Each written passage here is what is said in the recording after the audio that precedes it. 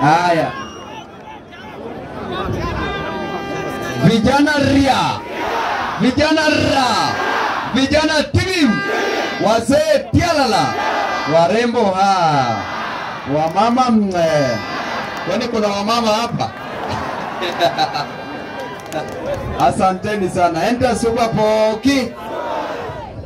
Anyor ntai. Nawapenda sana jamii ya Maasai. Mimi siku moja acha niwaambie jinsi ambavyo mlinisaidia. Nilipokuwa na ile kesi yangu, nilipotoka kule jela, kule prison, nilikuja hapa, nilikuwa mara yangu ya kwanza kufanya rally ya kwanza ya BBI pale Olentimama Stadium. Nyinyi wa Maasai, mimi nawapenda sana. Kama singekuwa na yule bibi yangu, ningeongeza wawili hapa. Mlinisaidia, mlidemand niongee. Nikasema jamani, na wacha nisiongee mengi sana, watu wataanza kelele mingi juu ni wakati wa siasa. Watasema babu aliongea hivi, si ni? Nawapenda sana na mimi nawaombea Mwenyezi Mungu awasaidie kila familia ya Kimaasai ya Narok. Mwenyezi Mungu awasaidie.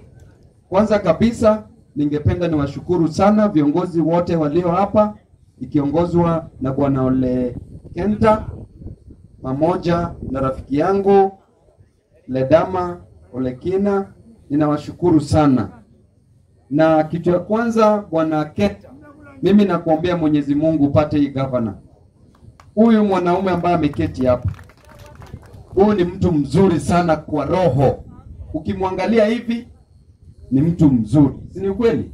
Wamama, si huyu ni mrembo? Na kwa mavijana, huyu ni mtu wa nguvu sana. Huyu ni simba. Huyu mtu tukiwa bunge kule anawatetea sana haki yenu. Na ninakuomba Mwenyezi Mungu akusaidie upate hii ugavana. Wewe uko na roho mzuri. Mtu ako na roho mzuri ni mtu mzuri. Mtu ako na roho mbaya kama Ruto pia ni mtu mbaya. Si ni kweli?